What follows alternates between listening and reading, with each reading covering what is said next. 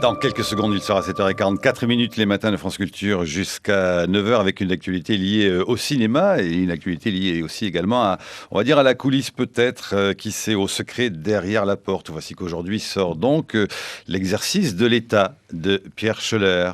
Sort également Les marches du pouvoir de Georges Clooney. Notre invité, je vous préviens, n'est pas Georges Clooney, mais bien Pierre Schoeller. Et puis, il sort également Les allées du pouvoir de Marie-Laure Delorme, les énarques, leur formation aux éditions du Seuil. Il n'en fallait pas davantage pour que nous consacrions une émission à cette façon qu'aujourd'hui, on s'intéresse de plus en plus à comprendre, connaître, voir les coulisses de ce que l'on appelle, au fond, l'État. Et puis, voici que dans le numéro d'Esprit, octobre 2011, Exister au travail, un article fait le parallèle à comment filmer le travail politique de West Wing à votre film, Pierre Schoeller, l'exercice de l'État. Ça vous a d'ailleurs surpris qu'on vous inscrive dans une filiation, au fond, plus américaine que française, filmer la coulisse de l'État? Il y a quelque chose qui est intéressant, qui est le passage d'une œuvre télévisuelle à une œuvre de cinéma. Et là, je dis ça parce que une des grandes difficultés que j'ai eues en faisant le film, c'était de me dégager de l'univers médiatique dans lequel est pris la politique. Et il fallait absolument au burin attaquer tous les a priori, tout le discours. Pourquoi ? Parce que tellement la vision politique, l'imagerie politique est entièrement forgée par le prisme de quoi, du 20h de la télévision, grosso modo. C'est pas que le 20h, c'est toute la presse, c'est tout l'aspect commentaire et communication politique qui fait que vous avez un flot d'histoires, d'anecdotes, de petites phrases, de personnages dans lequel il fallait que le cinéma trouve un espace où exister. Alors Pierre Schoeller, pour rappeler tout de même qui vous êtes, réalisateur de cinéma, vous aviez fait le très remarqué Versailles avec Guillaume Depardieu qui, au fond, montrait la vie tout à fait cachée au fond des bois d'un SDF devenu homme des bois et ayant, au fond, une sorte de difficulté à revenir, on dirait, dans une rue normale, sortir de la forêt de Versailles pour revenir dans une rue et donc dans une vie, voilà, on va dire presque banale, chose extrêmement compliquée que de revenir à une forme de banalité de la vie par rapport à ce qu'il vivait. Et là aujourd'hui, on voit avec l'exercice de l'État les coulisses, au contraire, non pas du très bas, mais alors du très haut, des salons feutrés, dorés, tapis, moquettes épaisses, des palais de la République. Est-ce qu'il faut voir l'exercice de l'État, de ce très haut par rapport au très bas, comme une sorte de diptyque, voire de miroir inversé à Versailles? J'ai dans l'esprit de faire une trilogie, donc voilà, donc vous avez bien vu et bien lu. Oui, il y a donc Versailles. Versailles est aussi un film sur la citoyenneté. Autant sur la citoyenneté que sur la pauvreté. Comment être citoyen quand on vient du fond des bois? Oui, c'est même un des paradoxes de l'histoire de Versailles. Je ne veux pas trop revenir sur Versailles, mais c'était de dire que ce personnage qui est Damien, qui était joué par Guillaume, faisait preuve d'un sens des responsabilités et de la citoyenneté assez rare, vu sa condition existentielle. Alors qu'il est au plus bas, au plus loin de la marge. Et dans l'exercice de l'État, effectivement, on rentre au château, c'est qu'on poursuit l'idée de l'exploration de... C'est bien simple, on rentre au château. Alors, en l'occurrence, c'est pas Versailles, mais c'est l'Élysée. Enfin, c'est l'Élysée. Le château est quand même le deuxième nom de l'Élysée, absolument. De l'Élysée. Il l'appelle le château. Alors, j'ai pris volontairement un personnage, je dirais pas annexe, mais plus banal, parce qu'il me semble que ça a l'air d'être le mot de cette rentrée. Normal, hein, c'est ça. Oui, normal, enfin voilà. Qui est un ministre des Transports. Et ce que le film essaye d'étudier, de mettre en scène et de suivre au plus près de la sensation et du sentiment, de la complexité aussi de la charge, c'est le travail. Et non pas la recherche du pouvoir ou la défense du pouvoir. Et le travail de l'État, c'est réformer, décider, agir. Quelle a été la principale difficulté pour quand même scénariser tout cela, puisqu'il fallait tout de même avoir, j'imagine, selon votre préoccupation, comme vous l'aviez eu pour Versailles, qu'il y ait tout de même quelque chose qui soit, allez, disons le mot, un peu documentaire, qui ne soit pas seulement un fantasme de votre vision sur, au fond, qu'est-ce que l'appareil d'État, mais enfin qui se nourrisse de quelque chose qui donne un effet de réel, comme le cinéma américain le pratique depuis très longtemps avec les instances de l'État. en fait, sur cet effet de réel, la réponse que je ressens aujourd'hui, après avoir été un peu au bout du chemin du film, c'est en fait plutôt une question psychologique. C'est-à-dire, c'est s'autoriser à être libre en racontant des personnages de pouvoir. Le réel, on arrive à l'approcher. Même si je ne suis pas du sérail, par la presse, par l'observation de photos. Vous avez fait l'ENA ? Non, c'est pour savoir. J'ai fait l'école Louis Lumière. Alors, c'est une sorte d'ENA du cinéma, quand même, avec la FEMIS. C'est l'école publique. Ouais. Donc, l'effet réel, on les approche peu à peu. Mais s'autoriser à mettre en scène ces personnages de pouvoir et que ça soit quelque chose dans lequel on n'est pas en train de raconter un fait, on n'est pas d'étudier une affaire d'État, d'étudier un dossier, etc., mais d'être dans la sensation, dans la chair. Voilà, là c'était la vraie barrière. Et une fois que vous rentrez dans ce domaine-là, vous êtes du côté des émotions, vous êtes du côté des sensations, comme l'ouverture du film le montre, et du coup, on est dans l'humain. Et on peut peut-être accéder à quelques questions pertinentes ou morales ou politiques, mais c'est pas par les faits, c'est pas par une analyse de la vie politique d'aujourd'hui. C'est par les corps ? C'est par les corps, c'est par les relations. Il y a quelque chose qui vous disent tous, c'est l'extrême intensité affective de la pratique. Alors qu'on pourrait penser qu'il faudrait qu'elle en soit au fond très éloignée, cette participation affective au travail, vu qu'il faut prendre des décisions qui engagent des millions de gens, des millions d'euros. Et de ce côté-là, on n'est pas très loin des athlètes affectifs d'Artaud. C'est-à-dire qu'il y a... Et tout ça renvoie à... Il y a un mot qui est sorti dans la presse hier, dionysiaque, que je trouve assez beau, parce que c'est un peu un combat entre la déesse de la guerre et Dionysos. Et pour filmer cet exercice de l'État, cette façon le fonctionnement de l'État, vous commencez votre film, on ne dévoilera pas tout, on en parlera par touche comme ça, mais enfin, vous commencez votre film, Libération, vous remarquez, cela dit, en dévoile le principe, par un rêve érotique. Oui. Ben, c'était ça, c'était d'emblée effacer le disque dur du spectateur, en disant voilà, vous êtes au cinéma, faisons une pause dans la politique politicienne, et on rentre directement dans le cerveau d'un homme qui va être notre personnage principal, qui est Bertrand Saint-Jean. Voilà, alors Olivier Gourmet, ministre des Transports, sans étiquetage politique particulier, ceux qui veulent qu'il soit centre-droit, il peut être centre-droit, ceux qui veulent qu'il soit centre-gauche, il peut être centre-gauche. Hein, oui, c'est parce que j'ai... pas le problème. Il y a un petit pacte avec le spectateur qui est de dire on ne sait pas la couleur politique du gouvernement. Oui, enfin, un peu centre-droit quand même, on va dire, grosso modo. Enfin, quoique, oui, ça dépend. Attendons l'année prochaine, et puis ayons un peu... D'accord. Carole Desbarras, vous y allez un peu fort tout de même, non vous inscrivez alors le film de Pierre Scheller vraiment dans une longue lignée, en revanche, de la grande tradition du cinéma américain que de filmer les coulisses du pouvoir et de l'État ? Je voulais surtout le mettre en rapport avec le travail des séries, quand elles sont les plus belles, c'est-à-dire West Wing, américaines, qui s'intéressent, comme vient de le dire Pierre Scheller, au taf, au job. Comment on fait le travail politique ? Et je trouve qu'avant le film de Pierre Scheller, il me semble que c'est la série West Wing qui l'a le mieux montré. Donc j'essayais de voir le lien... Et pas le film de Cavalier ? Non. Il me semble Pater. Non, le film est magnifique, c'est pas la question. Mais il me semble que Pater s'intéresse aux politiques. C'est-à-dire que qu'est-ce que c'est que le fait politique, qu'est-ce que c'est que la transmission filiale à l'intérieur du domaine politique et de ce monde d'hommes, comme on le voit très bien dans le film de Pierre Scheller aussi, mais il me semble qu'il est ailleurs. Ils se rejoignent sur des points très précis, l'amour de la nourriture, l'amour de la langue, qui sont montrés à la manière de Cavalier. Le dionysiaque, effectivement. Oui, mais avec quelque chose de beaucoup plus calme chez Cavalier. C'est un dionysiaque apaisé.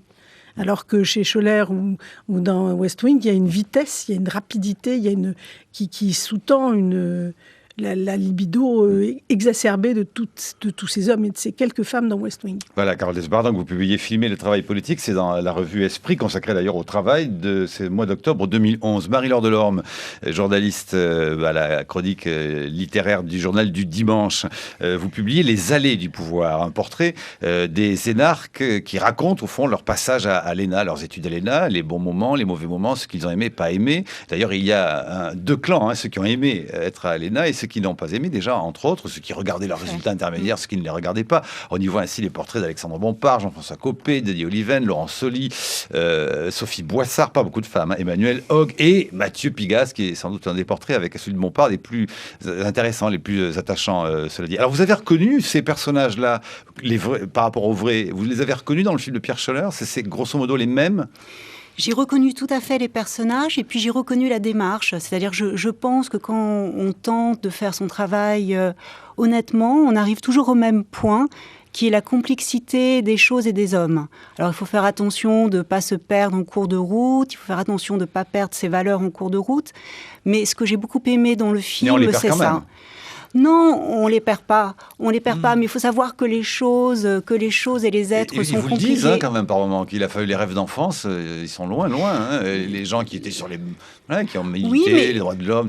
Tout à fait, mais je pense que ça nous concerne tous. Mais effectivement, moi je dis que je les ai rencontrés en personnages balsaciens, c'est-à-dire que je m'attendais à rencontrer, une brochette de Rastignac du XXIe siècle, et je les ai quittés en personnages stendhaliens, c'est-à-dire avec une vraie mélancolie. Lucien Leven, oui, c'est ça, de Rastignac à Lucien Leven. Tout à fait. Qu'est-ce qu'on fait de ces idéaux? Parce que tous en avaient.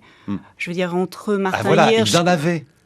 Ils en avaient, ils ont dû, effectivement, comme dans le film de Pierre Schoeller, mais peut-être comme nous tous, faire des compromis avec la société, et puis aussi se rendre compte que le temps a changé.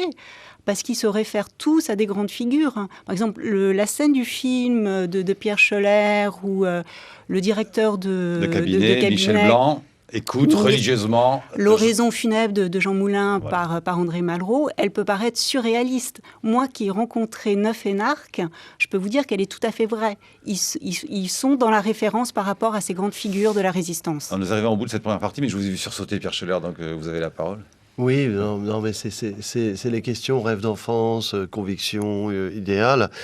Je crois que tout le monde bute sur un état de complexité du monde dans lequel je crois qu'il est difficile d'inscrire un simple idéal ou une simple action. Et je crois que par rapport à ça, on est tous dans le même bateau, il faut confronter à la même difficulté. Et c'est cela que vous vouliez montrer dans ce film, qu'on n'est pas au fond si différent, même si le contexte a l'air de l'être. C'est ce que j'ai rencontré. 8h16, les matins de France Culture jusqu'à 9h avec Pierre Schoeller, donc l'auteur de L'exercice de l'État, Marie-Laure Delorme, chef de la rubrique Lire du JDD. C'est le titre exact, Marie-Laure Delorme. Oui, attention au titre, avec une émission sur les hommes de pouvoir et notamment les énarques. Vous publiez Les Allées du pouvoir, c'est aux éditions du Seuil et Carole Lesbara. Filmé le travail politique à la revue Esprit. Les énarques sous toutes les coutures.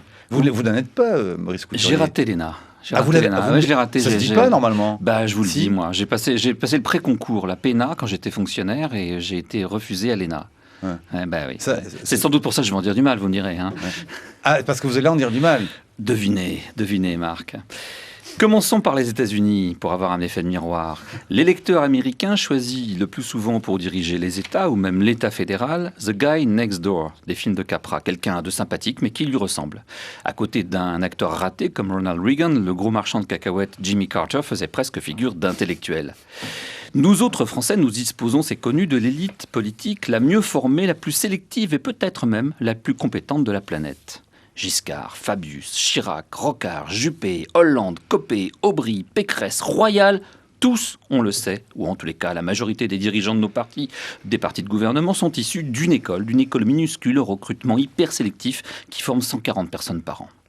Les grandes institutions internationales s'arrachent d'ailleurs nos technocrates made in France. C'est un Français qui dirige l'OMC, Pascal Lamy. 2 Français viennent de se succéder à la tête du FMI, DSK et Christine Lagarde. Un Français dirige encore la BCE, Jean-Claude Trichet, etc., etc. Alors comment se fait-il alors que monte un sentiment général de mal-gouvernance ? Avec de pareils dirigeants, nous devrions être riches et prospères comme des Suisses. Comment un pays dirigé par une élite aussi brillante voit-il ses performances économiques et son niveau de vie relatif décliner avec une telle régularité depuis déjà 2 ou 3 décennies ? Alors l'un de ceux que vous avez interrogés, Marie-Laure Delorme, pose une question qui me semble décisive. Il dit: comment la République française sélectionne-t-elle et forme-t-elle ses soi-disant meilleurs éléments pour produire aussi peu d'intelligence collective? C'est Hogue. Oui, c'est Manuel Hogue, vous l'avez bien lu. Le patron de l'AFP. Tout à fait. Qui dit ça? La réponse figure aussi dans votre livre. La proportion d'élèves de l'ENA qui choisissent la chose publique est en baisse. Les meilleurs vont à présent diriger des groupes multimédia comme Denis Oliven et Alexandre Bompard, que vous avez longuement interrogés. Et la stratégie de conquête du pouvoir, qui ne s'en cache pas, d'un Mathieu Pigasse, passe par le rachat du quotidien Le Monde et du magazine Les Inrecuptibles, et pas par un poste de secrétaire national au PS.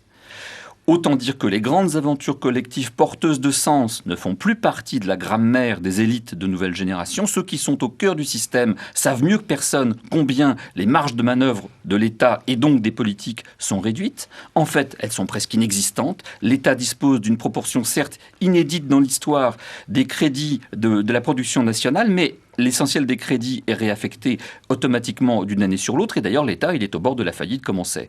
Les politiques, eux, doivent donner à leurs mandants l'illusion qu'ils ont prise sur des réalités qu'ils subissent en vérité. Chacun sent que le cours des choses leur échappe à tous, à tout point de vue, et pas uniquement sur les plans économiques et sociaux.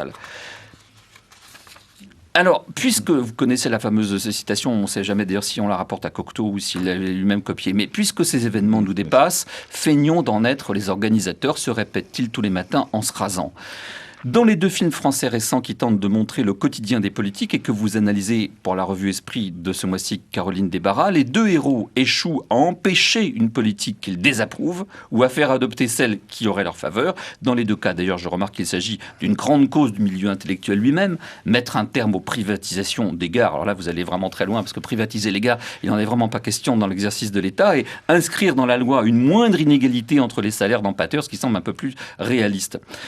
Que reste-t-il des espérances d'autrefois, semblent nous dire les réalisateurs de ces 2 films, si les dirigeants politiques eux-mêmes, au plus haut niveau, se révèlent incapables de modifier le cours des choses? Il me semble d'ailleurs que ces 2 films incarnent une désillusion qui vise davantage Obama que l'actuel ou le prochain président français. Or, si le patron du plus puissant pays du monde révèle que finalement « no, he cannot », que reste-t-il à espérer d'autre que de sauver sa propre peau dans le naufrage qui se profile? Là, voici une introduction à la partie débat des matins qui veut répondre à cette chronique. Peut-être on va commencer par Pierre Schoeller.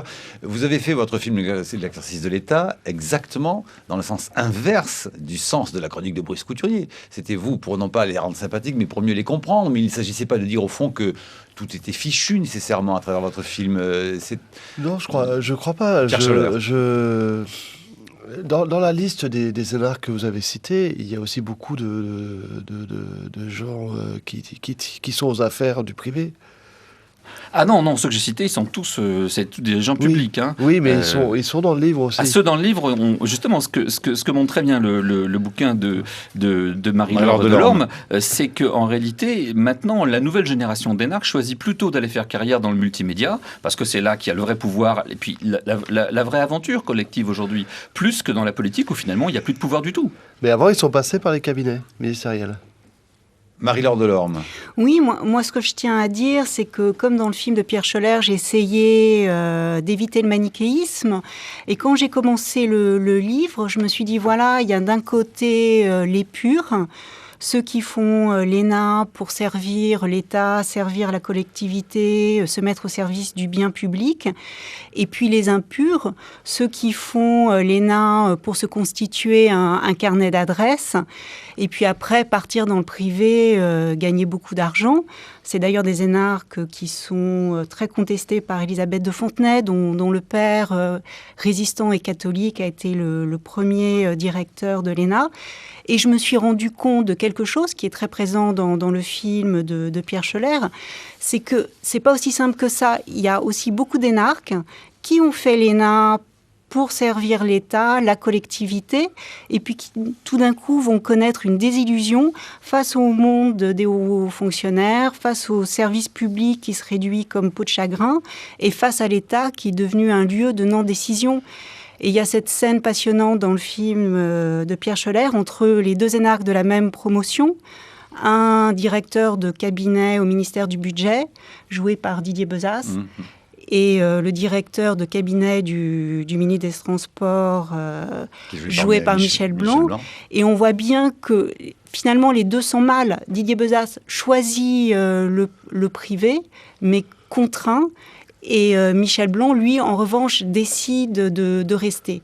Mais on peut aussi partir dans le privé parce qu'on se rend compte que l'action est ailleurs et que l'État est devenu un lieu de non-décision. Oui, et que il n'y a pas que l'argent. Et cette question, voilà, sauf que cette question de l'argent, elle court quand même très souvent. Martin Hirsch, dans votre livre 20 l'or de l'or, me dit oui, au fond, quand même, de tous les copains qui ont fait l'ENA avec moi, moi, je suis le seul qui reste pauvre, quoi. Enfin, j'ai pas beaucoup d'argent. Et il le dit avec à la fois une pointe d'ironie, sans doute, mais enfin, il y a un fond de vrai dans cette histoire-là. Tout à fait. Puis moi, j'ai croisé quelqu'un qui m'a dit vos énarques, c'est ma gueule, mon pognon. Mais en même temps, comme le dit Martin Jdari, qui lui a fait le choix du service public. Absolument, qui fut d'ailleurs un excellent ancien directeur général de Radio France. Tout à fait, sur France Télévisions. Il dit il faut aussi lutter contre ça parce que la prégnance de l'argent est telle que personne n'est à l'abri. Pierre Schoeller ? Oui, je crois que l'Élysée, le Premier ministre, passe beaucoup de temps aussi à faire des nominations. C'est une activité politique qui sort de temps en temps quand il y a des conflits d'intérêts. Mais c'est quand même quelque chose de très important dans l'activité gouvernementale. Oui, parce qu'on dit qu'au fond, c'est la seule où vraiment le vrai pouvoir s'exerce. Ils l'ont entièrement, celui-là, par rapport à d'autres. Et donc, vous avez ces passages, ces passerelles entre l'État et... Le pantouflage, comme on dit. Le pantouflage qui consiste... Parce que moi, je trouve votre manichéisme un peu entre ceux qui veulent de l'argent et qui vont dans le privé et les purs et honnêtes qui sont mettent au service de l'État, je le trouve un petit peu facile parce qu'une bonne partie de ceux qui restent au service de l'État, ils veulent faire de la politique et en fait, ils échangent l'argent contre le pouvoir. Alors, effectivement, quand on dirige une banque, on peut devenir fort riche, mais on n'aura pas le pouvoir qu'aura un ministre ou un président de la République. Donc, c'est un choix qu'on fait en sortant de l'ENA en se disant, est-ce qu'on veut plutôt le pouvoir ou est-ce qu'on veut plutôt l'argent ? Oui, mais alors, Carole Desbarats. Est-ce que c'est pas précisément ce qui surgit aussi du film de Pierre Schoeller ? C'est cette montée des hauts politiques qui viennent du civil, de la société civile. Bertrand Saint-Jean, c'est quelqu'un qui vient du civil. Et il y a ça n'est pas une ligne majeure dans le film, mais il y a cette question qui commence à se poser. C'est-à-dire qu'il y a une évolution de la façon dont le personnel politique va arriver au plus haut de l'État. Et moi, je trouve que c'est précisément ce type de ligne sous-tendue qui fait que le film est complexe et qu'on n'est pas du tout ni dans le manichéisme ni dans le cynisme. C'est-à-dire qu'il y a un vrai travail cinématographique, là je dirais, sur ce que c'est que la complexité, ce que vous dites, vous, à l'approche des énarques, avoir travaillé autour d'eux, de comprendre comment effectivement ils ont des convictions, même si apparemment ils apparaissent comme les pires cyniques, et quelque chose que Schoeller met vraiment en place dans son film. Et ça, c'est la différence, je trouve, entre le film de Pierre Schoeller et beaucoup des films qui parlent de la montée au pouvoir politique et qui, en général, sont sur des clichés. En début d'émission, vous disiez, Pierre Schoeller, vous avez attaqué ça au burin. C'est vrai que c'est comme ça que le film est fait. Pierre Schoeller. Oui, et puis je suis allé à l'ENA avec le film parce que des étudiants de l'ENA avaient été à Cannes. Et ils sont tombés sur le film. Les énarques aiment souvent beaucoup le Festival de Cannes. Ils comparent même l'ENA au Festival de Cannes. Oui, tout à fait. La productrice Maryse Masmontaine, qui est très très sévère vis-à-vis de l'ENA, le fait. Et ils m'ont demandé si on pouvait organiser un débat avec le film à l'école, à Strasbourg. On a fait ce débat avec un DVD Blu-ray dans la salle où ils se réunissent. Il y avait un préfet pour animer le débat, puis Aude Harley, qui est une amie sociologue clinique, qui a fait un livre absolument passionnant qui s'appelle « Le coût et le goût du pouvoir, sociologie clinique des cabinets ministériels », et qui montre, qui est pour moi la personne qui aujourd'hui connaît peut-être le mieux, parce qu'elle a interrogé intimement pendant 3 ans des collaborateurs de cabinets ministériels. Et il y a dans ce livre toutes les questions qui se posent au quotidien, au vécu, de la difficulté de la pratique. Et de la crise aussi de cette action. Et ce que je voulais dire, c'est que l'État nomme des gens dans le privé, et le privé, c'est quelque chose, c'est consubstantiel. C'est-à-dire que c'est pas l'un contre l'autre. Ça t'appénètre. Ouais. Et c'est profondément tissé. Tissé. Est-ce que ça ne vient pas du fait, au fond, que la littérature, la fiction, le cinéma, Carole Desbarats doit, et c'est en cela, au fond, que l'exercice de l'État ou que West Wing sont des exercices, entre guillemets, sans mauvais jeu de mots, réussis, c'est qu'il faut, en fait, donner le bon équilibre, justement, entre l'impur et le pur, entre le pur et l'impur d'une fonction et d'un métier, à savoir sa trivialité et sa noblesse. Oui, vouloir le pouvoir pour le pouvoir, tout en voulant également aussi servir l'État. Oui, vouloir avec la voiture avec chauffeur, mais aussi peut-être sans que forcément ça n'empiète sur l'idée qu'il faut travailler sur le bien commun. Est-ce que c'est cette frontière-là complexe qui fait partie de la vie, au fond, qu'il faut arriver à donner sans juger trop vite? Mais il me semble que c'est ce mélange-là qui est constitutif de l'exigence artistique, qu'elle soit cinématographique ou littéraire. C'est-à-dire que si on compare avec le film qui sort aujourd'hui, le film de George Clooney... Que vous avez vu aussi, donc oui, Les Marches du pouvoir. Les Marches du pouvoir. C'est vrai qu'apparemment, il s'agit de la même chose. Le traitement cinématographique est à milieu. Vous ne jouez pas dans la même cour. Je ne parle pas simplement financièrement. Je parle aussi de la façon dont le film est conçu. C'est-à-dire que la première partie du film de George Clooney est sur une tribu comme ça qui, autour du pouvoir, essaie d'organiser la campagne d'un démocrate. Et la deuxième partie se centre sur deux personnages et on retombe sur le plus classique du stéréotype du cinéma américain, c'est-à-dire deux personnages, le bon ou le méchant, avec une histoire d'amour vraiment fadasse qui tire le film vers le fond. Là où le parti pris de Pierre Scholler, qui est de montrer très peu de femmes, donne un rapport plus intense à la libido masculine sur la question du pouvoir. Et c'est vrai qu'il y a eu... Moi, je rapprocherais ces deux films sur quelque chose peut-être de très curieux que je vous avais dit, Pierre Scholler, quand j'avais vu le film la première fois. C'est qu'il y a un double casting dans les deux films, mais c'est pas le même.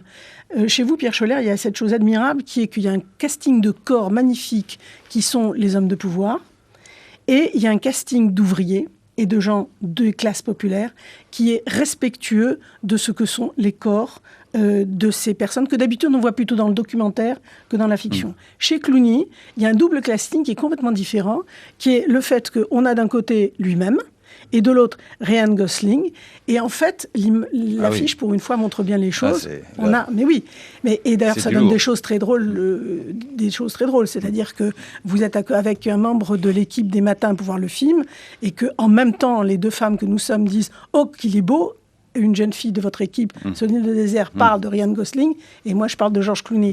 C'est un double casting extrêmement intelligent, mais c'est quelque chose qui n'est pas à voir avec l'exigence cinématographique. Et ça, c'était quelque chose qui était très important pour vous, cette question du double casting dont parle Carole Lesbara, Pierre Scholler. Oui, parce que je tenais à ce qui est dans le film, la place, un peu la raison d'être de tout ça, qui est la vie des gens. On n'est pas là, on n'est pas au gouvernement pour vendre des savonnettes. Enfin, je crois, j'espère encore. Et donc, il fallait quelque part qu'il y ait cette présence de la démocratie, cette présence du peuple, du pays, de la population. Et il est incarné par le personnage du chômeur, qui devient le chauffeur du ministre, et qui est interprété par quelqu'un qui n'avait jamais joué au cinéma, Sylvain Deblé, qui se prête au film, et qui fait pour moi des merveilles. Extraordinaire. Voilà. C'était toi qui avais raison, je ne serai pas l'homme de la privatisation des gares. On déménage, on change de crèmerie. Vous voulez dire? Cherki.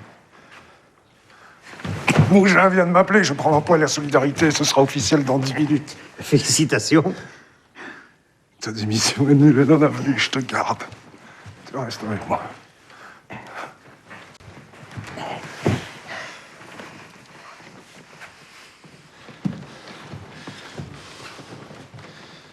On va leur marcher sur la tête, Gilles.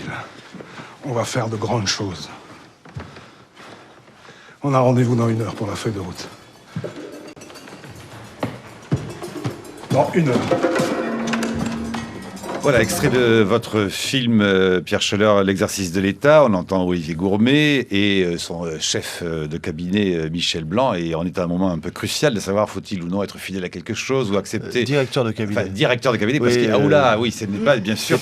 C'est pas les mêmes boulots. La même chose. Il existe le chef de cabinet, mais il fait pas du tout la même chose. Alors nous savons que beaucoup d'énarques et de gens qui sont, comme on dit, aux affaires, qu'elles soient privées ou publiques, ont vu votre film, se sont tous pressés beaucoup à la projection, aux différentes projections de presse de votre film. Et nous avons pris évidemment un personnage qui est à la fois dans le livre de Marie-Laure Delorme, Les allées du pouvoir, et qui a vu votre film. C'est Martin Hirsch qui a fait l'ENA, qui est aujourd'hui président de l'agence du service civique et qui s'est confié au micro de Mélanie Chalandron. Au service de l'État, c'est un grand mot. L'État est pour les acteurs de ce film un exercice, pas forcément un objectif. Ce que j'ai trouvé intéressant et assez vrai, c'est la dictature de l'immédiat, du fait divers, d'un agenda qui vous échappe à tous les sens du terme, c'est-à-dire à la fois l'agenda quotidien, qu'est-ce qu'on va faire dans l'heure suivante, et puis l'agenda politique, est-ce que le président de la République va décider de privatiser les gares ou pas, après avoir dit l'inverse, etc. Et comment on voit le ministre en plein désarroi, avec son équipe, dans un abîme de perplexité, se demander si on résiste, si on reste fidèle à ses convictions, ou si on se plie. Et ce qu'on fait le plus souvent, c'est se plier en essayant de se persuader qu'on est quand même resté fidèle à ses convictions. C'est pas forcément le plus brillant.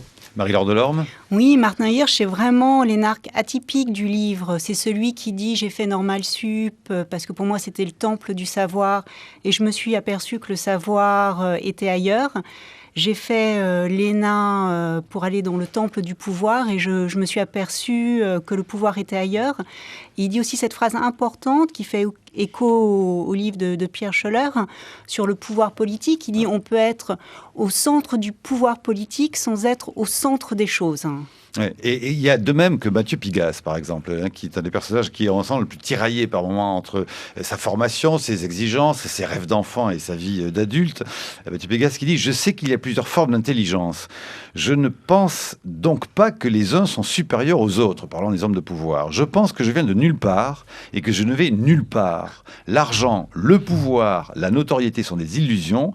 Je brasse de l'illusion sans être jamais dupe de rien. » Mais si ce qui m'a intéressé, c'était justement Est-ce qu'il est tout à fait sincère, d'ailleurs, quand il vous dit ça? Ou est-ce que c'est pour donner une image de lui, un peu de l'homme tiraillé, qui cache le renard sous son manteau et qui ne dit rien si le renard dévore son estomac pour montrer qu'il est dur à la douleur? Moi, j'ai choisi de le croire sincère, parce que si j'ai fait ce livre, c'est parce que j'étais horripilée par le discours, aussi bien à l'extrême gauche qu'à l'extrême droite, un discours anti-élite. Et j'ai voulu aussi montrer que voilà, c'était des hommes de chair et de sang, avec des échecs, des réussites. Et effectivement, ils sont tiraillés entre le pouvoir, entre l'argent, entre se servir soi, entre servir les autres, entre intérêt général et intérêt privé. Et pareil pour vous, Pierre Scholler, il fallait éviter le cynisme à tout prix? Oui, bien sûr, bien sûr. Il fallait regarder des hommes vivre au sein de leur. C'est une dévotion. Hein. C'est des démons. Ils sont possédés par ce démon. Enfin, Saint Jean est possédé par un démon. Quand Gilles écoute Malraux, pour moi, il était possédé par quelque chose qui l'habite totalement. Et donc ça, c'est pas une caricature. Hein. Vous confirmez, Marie-Laure Delorme, qu'il y en a qui peuvent faire ça? Ah oui, tout à fait. Quand on se dit, oh ben là, Pierre Scholler, il exagère un peu peut-être. Moi, dans un débat, il y a une spectatrice qui m'a dit que une amie de copine d'enfance était notable et écoutait tous les dimanches, avant le repas, le discours de Malraux. Et c'était silence religieux. Carole Desbarras et puis Caroline Elachef. Carole Desbarras. Oui, mais ce qui est très important, je trouve, dans ce film-là, et c'est pour ça que je le mettais en relation avec West Wing, c'est que on a pour une fois une description qui est sans concession de la vie politique, du travail politique, avec du respect, comme vous l'avez, vous, dans les portraits que vous faites des énarques, ce qui tranche complètement avec la façon dont on montrait jusqu'à présent le travail politique. Et on sort d'une décennie de films, je parle de cinéma parce que c'est ce que je connais, on sort d'une décennie de films sur le désengagement, le cynisme, le ne pas croire, et je trouve que montrer des gens qui essaient de tenir sur leurs convictions, même s'ils lâchent, effectivement, mais ils essaient de tenir. Il me semble que c'est un pas important par rapport à l'état actuel, en tout cas du cinéma et de la représentation. Vous faites carrément un grand film civique, alors. Hein, du un film grand Pierre film Scholler. tout court pour moi. Ouais. Une question encore tout de même, il y a sur la forme, on sent, on a entendu l'extrait avec ici tout à l'heure Olivier Gourmet et Michel Blanc, il y a l'idée tout de même qu'il faut que ça aille assez vite. Et on se rend compte que dans la façon de représenter le pouvoir, très souvent au fond le cinéma travaille, ou la série télé, tel West Wing, travaille sur la question de la vitesse. Écoutez cet extrait de West Wing. Morning, everyone. Morning. What do you got? 443 is going to stay in committee. I heard. What else? The Ryder Cup team is declining our invitation to come to the White House. You're kidding. Because of the joke. You're kidding. I'm not. The Ryder Cup team. It's a group of the best golfers in the country. I know what the Ryder Cup team is. Thanks, Mrs. Lanningham. Sir, this may be a good time to talk about your sense of humor.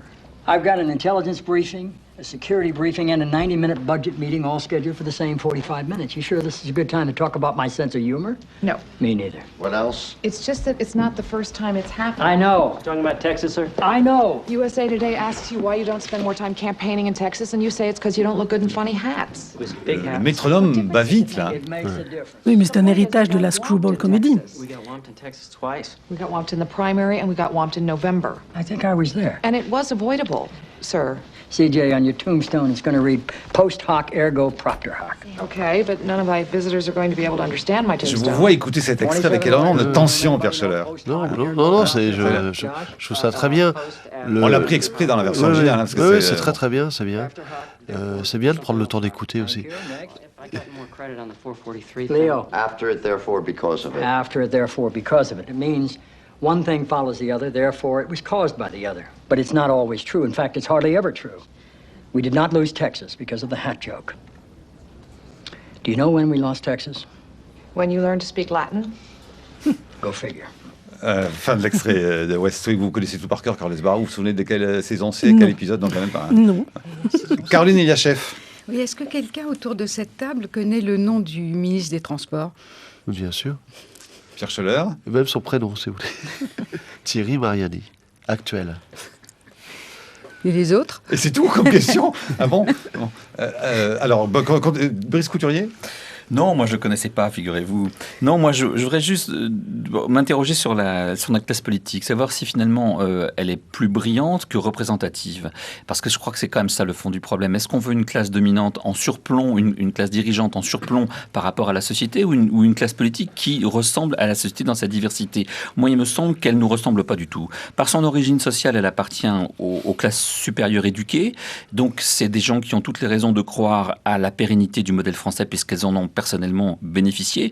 Par leur âge, il faut savoir quand même qu'on a un des parlements les plus âgés de la planète. Donc c'est des gens qui sont tous au bord de la retraite et qui donc s'intéressent bien davantage au niveau du montant des pensions qu'au niveau de l'activité des salariés et des chômeurs en particulier.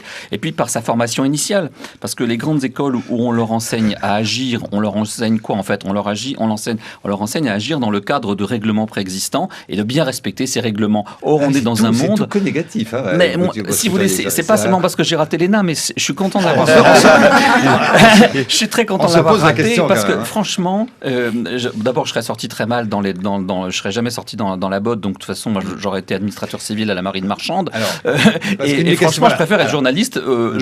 J'ai plus l'impression d'avoir une action sur le réel et sur le concret, et plus l'impression d'être en phase avec la réalité des choses, de la réalité sociale et économique du pays en faisant ce que je fais à France Culture que en étant effectivement administrateur civil à la marine marchande. Oui, mais imaginez si vous étiez énarque, vous seriez peut-être le directeur aujourd'hui de France Culture, voire PDG de Radio France. Dieu m'en garde, Marc Blanchet. Marie-Laure Delorme, essayez de défendre un peu, parce que vous voyez, le discours, hein, il a la peau dure. Hein, alors, Brice Couturier ne va pas jusqu'au tous pourris, ça, on n'en est pas, évidemment pas là. Mais enfin, l'anti-élitisme a encore de beaux jours devant lui en France. Oui, je pense qu'il y a beaucoup d'idées fausses autour de l'ENA, que l'ENA n'est pas une école qui formate autant que ça, parce que c'est une école qu'on fait relativement âgée.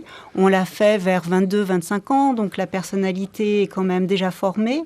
Et moi, j'ai choisi des énarques très différents les uns des autres. Il n'y a pas de point commun entre Nicolas Bazire qui a fait Naval, Martin Hirsch qui a fait médecine, Denis Oliven qui est normalien, Jean-François Copé qui est un pur homme politique. Et puis, ce que je tiens à dire, c'est qu'il n'y a pas plus sévère sur l'ENA que les énarques. Ouais. Alors ça, au moins pour deux raisons. Comme dit Marc Lambron, il y a un snobisme de vengeance. Ils ont été humiliés à l'ENA, donc ils humilient l'ENA. Et puis la deuxième chose, c'est qu'on est quand même passé d'une élite méritocratique à une élite médiatique. Et que, comme dit Alain Juppé, ça fait pas bien d'être énarque, parce que ça fait couper du peuple. D'ailleurs, Alain Juppé préfère dire qu'il est normalien les trois quarts du temps. Tous les normaliens, les polytechniciens préfèrent leur première école à leur seconde. L'ENA a une très mauvaise réputation et les énarques sont suffisamment intelligents pour le savoir. Et c'est vrai que je ne pense pas que le grand public sache que Alexandre Bompard ou Denis Oliven sont énarques.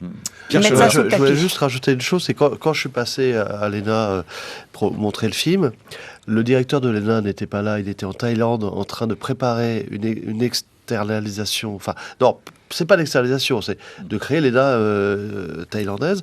Et le même jour, le matin, toute la journée, il y avait une délégation palestinienne qui était à Strasbourg, qui était à l'ENA, pour étudier, pour apprendre, c'est-à-dire avant qu'il y ait un pays, déjà on crée les structures. Et ça, je trouve ça vertigineux.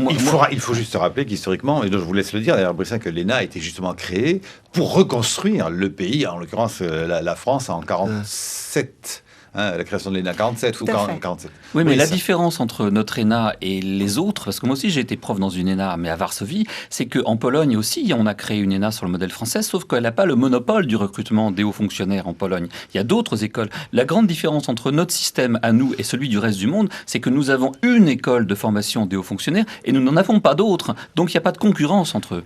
La France, c'est un pays conservateur. Carole Desbarats ? Oui, je vais en rajouter. Il se trouve qu'à Normal Sup, il y a maintenant une préparation à l'ENA. Donc effectivement, nous allons avoir un lien direct entre ces deux écoles élitistes. C'est quelque chose qui demande réflexion. Marie-Laure Delorme ? Oui, ce que je tiens à dire, c'est que le jeu s'est ouvert de plus en plus. Il y a tous les cursus internationaux qui viennent concurrencer l'ENA.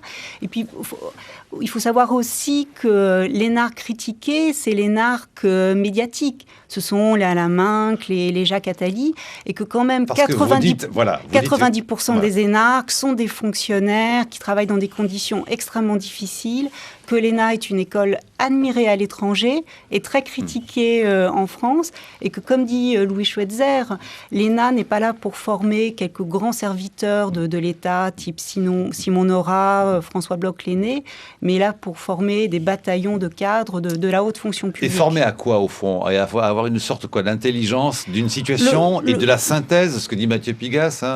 Au fond, ce que je retiens de plus, dit Pigasse, dans tout votre livre, ce qui est intéressant sur quand même l'enseignement, sur le à quoi ça sert après tout. Parce qu'il faut bien qu'on finisse par se poser la question. C'est au fond ça, à comprendre une situation et à savoir la résumer.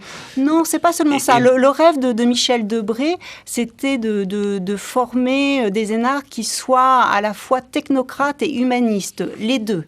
Il y avait le rêve humaniste, évidemment. Il y avait évidemment le rêve humaniste, c'était un aspect technique et un aspect éthique. Vous avez déjà mis votre nez dans les manuels de culture générale de l'ENA ? Parce que moi, je l'ai fait, je vous assure que c'est assez affligeant.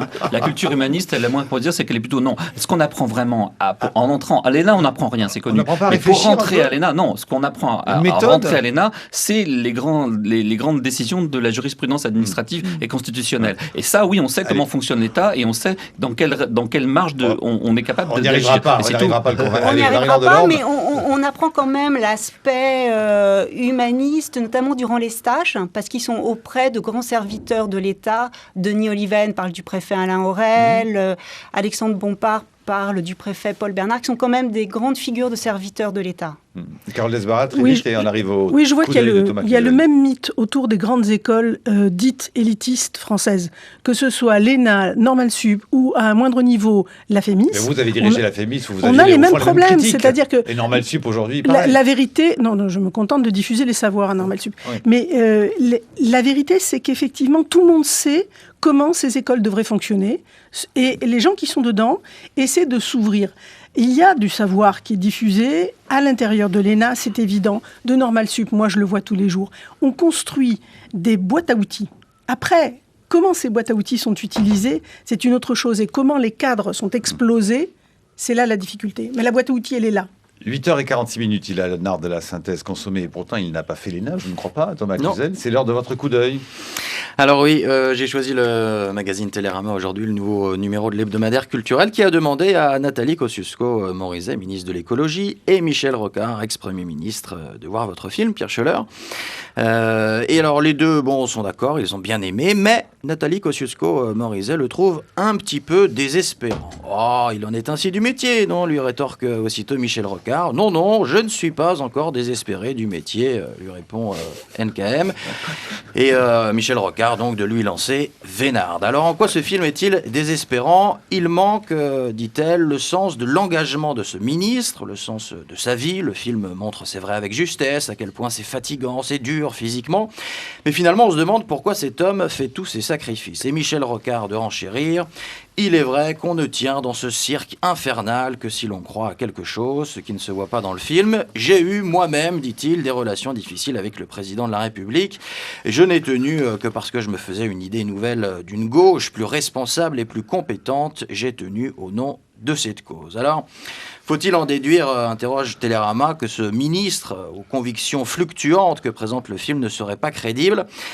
Michel Rocard répond: des ministres à convictions modérées ou incertaines, c'est fréquent. Celui du film a tout de même au départ une conviction: il ne veut pas privatiser les gares, et ça c'est une conviction sur la nature du service public. Sauf, lui répond NKM, que c'est une conviction sur les gares et qu'elle ne suffit pas du coup à dessiner une vision du pays ou un engagement politique. On ne comprend pas vraiment quelle est sa motivation, d'où cette impression, dit-elle, de tristesse, de vide, de désespérance. Pour faire ce travail, il faut être porté par une vision qui dépasse tel ou tel sujet ponctuel. Le film est intéressant parce qu'il cherche une vérité, dit encore NKM. Seulement l'hyper-réalisme ne conduit pas forcément à la vérité. Regardez en peinture, vous avez des toiles qui ressemblent à des photos, mais qui ne disent rien. Alors ce film est très bien fait, mais qu'est-ce qu'il dit? Que les choix politiques soient durs, qu'il y ait de la violence dans le monde politique, c'est vrai, mais il y a un sens derrière les décisions, et encore une fois, ce sens, dit NKM, n'apparaît pas à l'écran. Moi, je le devine, ce sens, lui répond Michel Rocard,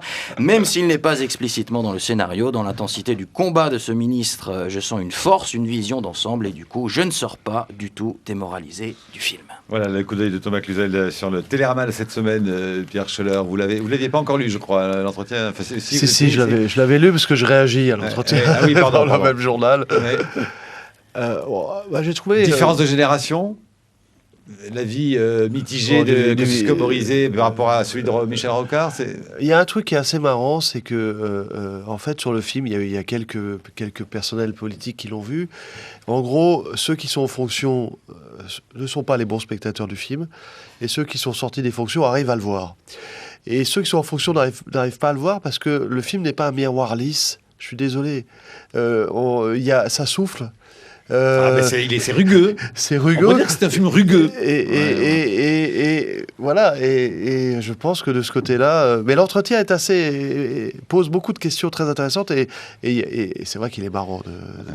Est-ce que cela veut dire, Carole Desbarats, par exemple, après le film de Pierre Schoeller, il y a eu donc aussi le film La Conquête, enfin quoi qu'on en pense, il y a, alors c'est dans un registre différent, c'est vrai, le film d'Alain Cavalier, mais est-ce que tout de même, vous pensez qu'il faudrait un jour que le cinéma suive un peu cette voie, c'est introduit par Pierre Schoeller, peut-être avec des modalités différentes, mais surtout de même ce travail de la coulisse, c'est d'aller chercher le secret derrière la porte en ce qui concerne les lieux de pouvoir, les moments qui sont des lieux formidables de fiction. Hein. Le cinéma américain, une fois de plus, en a beaucoup fait son miel. Mais disons que c'est quelque chose qui existe de manière sporadique dans l'histoire du cinéma, qui existe vraiment dans le documentaire, on ne le dira jamais assez, ce qu'en France on appelle le documentaire de création. Mais là, ce qui est introduit par le film de Pierre Schoeller et avant lui par cette série West Wing, qui pour moi est un des événements artistiques de ces 15 dernières années important. Ah, carrément. Ah oui, tout à fait. Vous avez dirigé la FEMI, si vous dites ça, vous? Mais absolument. D'accord. J'ai pas dit diriger la FEMI, les études, pardon. Pitié, juste les études, ça suffira. Oui. Mais simplement, ce qui est important là, c'est l'idée qu'on rentre dans l'observation du travail et l'observation fictionnelle du travail. Et ça, c'est rare. Au cinéma, c'est rare. Claire Simon dit beaucoup, et elle a raison, que le cinéma montre surtout le travail des policiers. Ben, il est temps qu'on montre d'autres travaux.